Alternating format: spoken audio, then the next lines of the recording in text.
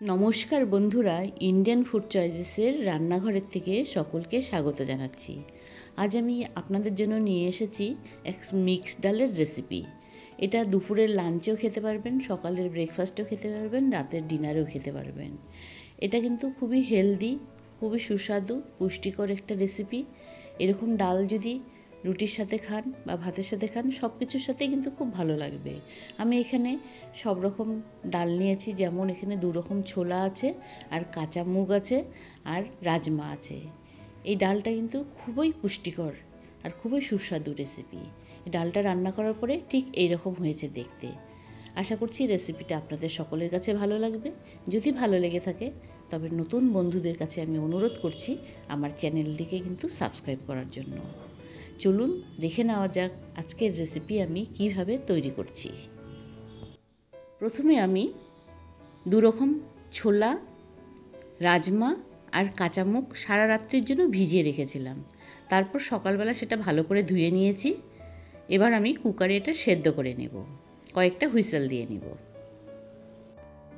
এখন আমি কুকারের মধ্যে ডালটা দিয়ে এর মধ্যে জল দিয়ে দিচ্ছি। জলের পরিমাপটা আমি 2 গ্লাস জল দিয়েছি।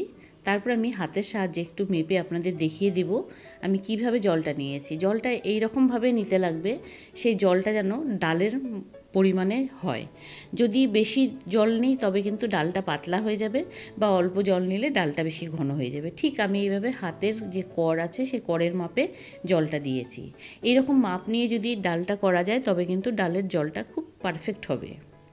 তারপর আমি এর মধ্যে স্বাদ অনুযায়ী 1/2 চামচ নুন দিচ্ছি। পরেও আবার অল্প নুন দিয়ে আমার রান্নাটা করতে লাগবে। এবার আমি কুকারে মোটামুটি 6-7টা হুইসেল মেরে নিয়েছি।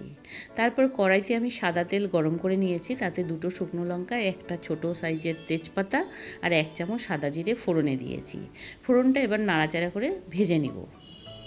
ফোড়নটা যখন ভাজা হয়ে যাবে তখন আমি এর মধ্যে কিছু আদা কুচি আর রসুন কুচি দিয়েছি। রসুনটা কিন্তু আমি কম নিয়েছি, যদি আপনাদের ইচ্ছে হয় একটু বেশি করে দিতে তবে রসুন পরিমাণটা একটু বেশি করে আপনারা দিতে পারবেন। আদা রসুনটা খুব ভালো করে ভেজে নিতে লাগবে, রসুনের কাঁচা গন্ধ যাতে না থাকে সেইভাবে একটু ভেজে নিতে লাগবে।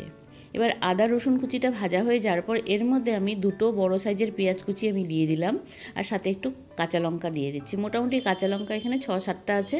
কাঁচা লঙ্কাটা দিয়ে পেঁয়াজের সাথে একটু নেড়েচেড়ে পেঁয়াজ কাঁচা লঙ্কা সব একসাথে ভালো করে ভেজে নেব। পেঁয়াজটা কিন্তু খুব ভালো করে লাল লাল করে ভেজে নিতে লাগবে। পেঁয়াজটা যখন অল্প মোটামুটি ভাজা হয়ে যাবে তখন আমি এর মধ্যে একটা টমেটো কুচি দিয়ে দিচ্ছি। তারপর টমেটো আর পেঁয়াজ একসাথে একটু নেড়েচেড়ে ভেজে নিব।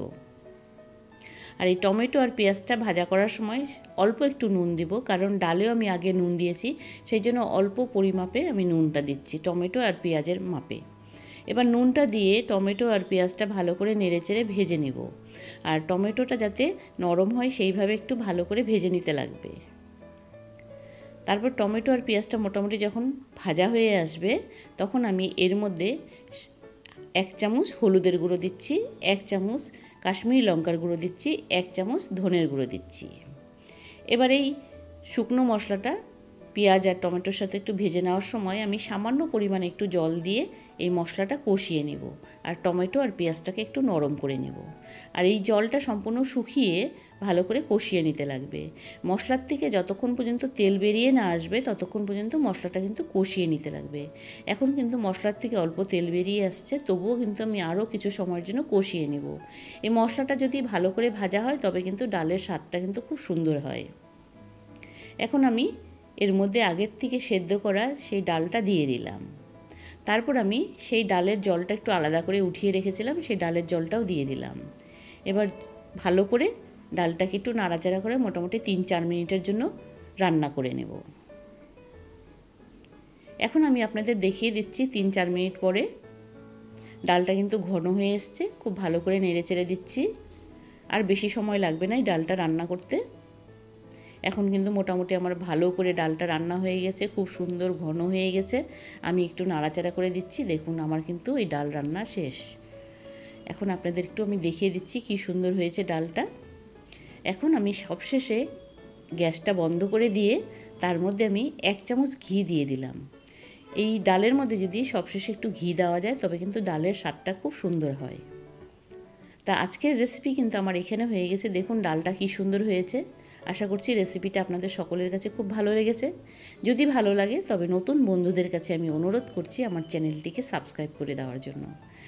আজ তাহলে এখানেই রাখছি। আরেক কোনো নতুন রেসিপি নিয়ে আপনাদের কাছে আসব। আপনারা ভালো থাকুন, সুস্থ থাকুন।